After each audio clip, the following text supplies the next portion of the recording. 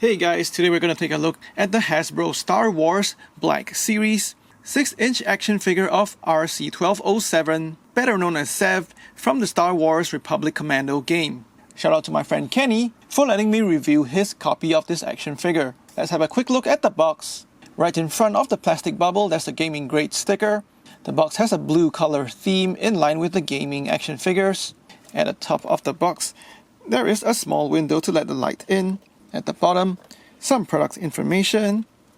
And we move on to the side. Cool artwork of Sev holding his sniper rifle.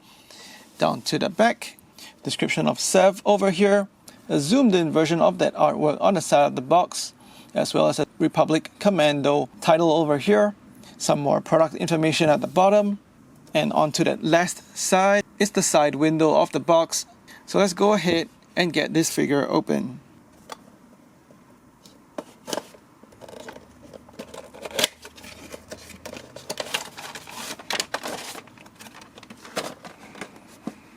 Out of the box, the figure is on a plastic tray with his sniper rifle accessory as well as his backpack. First up, we're taking a look at his sniper rifle, and it appears to be the only part that's newly sculpted in this action figure set. The rifle is cast in a metallic looking grey plastic with a little bit of that metallic flecking in that plastic material. There's some cool tech detail down the side of the rifle, and also two sights at the top for them to align and aim at his enemies. There's no butt on this rifle, so it's quite a compact sniper rifle. And once you come down to the barrel, it is skinny and long, just kind of giving you that impression that his shots are fired over long distances, just like a sniper. And of course, he holds the rifle just fine in his hands.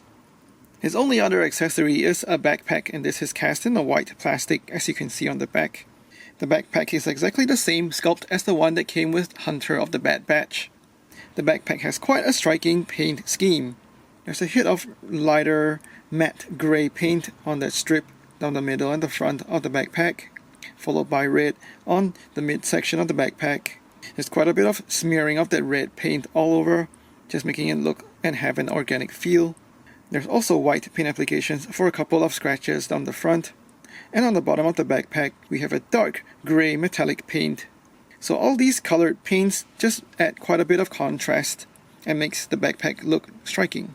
The backpack also has a T-peg, and that pegs in just fine into the back of the figure. So now he's fully kitted up with his backpack and also holding his sniper rifle. In terms of sculpt, he's made up of entirely reused parts. His head sculpt is the Commando helmet that we've seen on Boss, while the rest of his body is reused from the Bad Batch Hunter action figure. So having a completely reused sculpt is a little disappointing. I still think all the commandos from the Republic Commando game should have all been on a more bulky body that's suited to the aesthetics of the characters in the game, and having zero newly sculpted parts on the action figure just really feels like a money grab from Hasbro. Since we know he's on a completely reused sculpt, let's zoom in to have a look at his paint scheme. And I'll say that he's actually made up of quite a vibrant paint scheme that makes him look striking and unique compared to all the other Star Wars characters. The Clone Commando helmet is sculpted as one solid piece. It doesn't actually have a human head on the inside, like what we've seen with all the other clone troopers. This head sculpt is cast in a white plastic. There are sharp paint applications all over that front of the helmet. Red for the smearing, once again also looking quite organic. A shiny metallic blue paint for the visor, just to make it look like how it glows in the game. There's also metallic grey paint for some finer details down the front of the helmet, as well as moving on to the sides, we see the same application of metallic grey paint. Those paint applications continue onto the back of the helmet. So that's quite neat paintwork and brings out quite a bit of the tech detail on the helmet. His upper torso is cast in the grey plastic, and the lower torso is in that same white plastic with red paint applications, once again looking like it's smeared and organic. I like how the red paint also connects up from the upper torso to the lower torso. Swinging back down to the front of the figure, there's only a couple of hits of light grey paint, and that's just to show some wearing on the armor plates. This light grey weathering also appears to be digitally applied. On his shoulder pads, they are cast in a white plastic, blue paint down the front as well as the back of the shoulder pad, metallic grey down the middle of the shoulder pad for the stripe, And finally, it's also finished off with a grey weathering. His upper arm is cast in the black plastic with white paint application for that armor plate on his bicep, and a couple of hits of red paint as well, once again with that smear pattern. His forearm is actually cast in the white plastic, black paint for near the elbows, red paint for the smearing again. His hands are cast in the black plastic with a red armor plate on the back of his hand. The top part of his thighs where they connect to his hips are cast in the black plastic, and that's assembled onto white armor plates for his thighs. The white armor plates also have red paint and the grey weathering. He's got white plastic knee pads, also with the grey weathering on the right knee pad. And onto his lower legs, his calf and feet are cast in red plastic.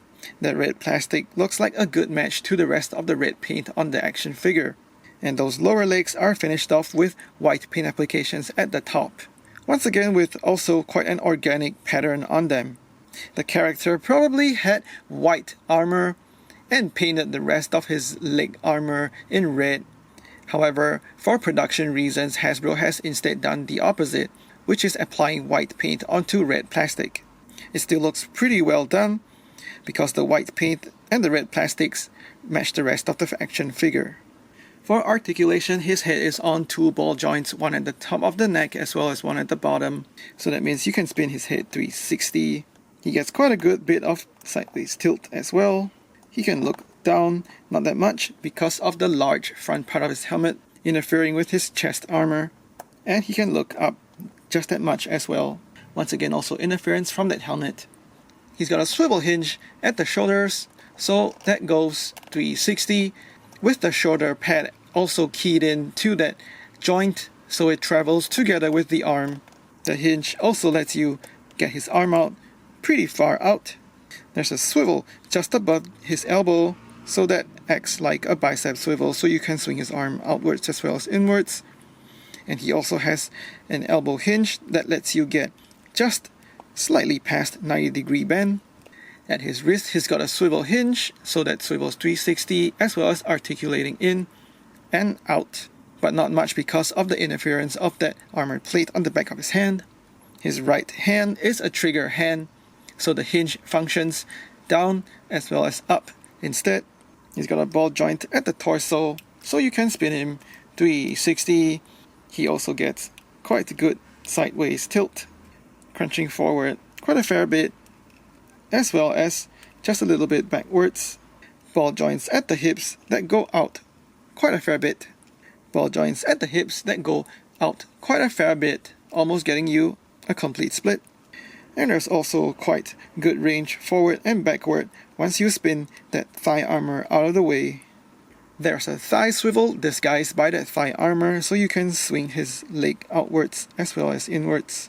There's also a swivel just above the knee, so you can spin his lower leg outwards as well as inwards. And below that swivel is of course a hinge for his knee, which gets past 90 degrees. He's got ankle tilt upwards that much, as well as quite a fair bit downwards. And finally there's ankle pivot outwards as well as inwards. He's got quite a functional articulation scheme, and the action figure feels sturdy when handling him, so you should be able to get him into many fun poses. While there isn't anything really surprising about this action figure, Hasbro maybe have done just enough by giving him that new rifle and eye-catching paint scheme to make this look like Sev from the game. This figure stands at about 6 1/8 inches, and that's about 15.5 centimeters. For size comparisons, here he is with some fellas from the Bad Batch. A Clone Trooper and a Stormtrooper, with Rex and Cody, an ARC Trooper and a droid, an Admiral Rampart and Boba Fett. For comparisons with other lines, here he is with some Marvel Legends, and some G.I. Joe Classified series. Unless you're a big fan of the Republic Commando game, it's hard to recommend this figure. Aside from the newly sculpted rifle and well-executed paint job, the rest of the figure looks quite boring, with entirely reused parts. This figure feels like a lazy money grab from Hasbro, and if I were a fan of the game, I'd be very disappointed that the only 6-inch version of the Commandos aren't getting the right care and treatment in action figure form. Please like and share this video, let me know what you think in the comments below, and subscribe to my channel for more toy reviews. Thanks for watching, take care and stay safe.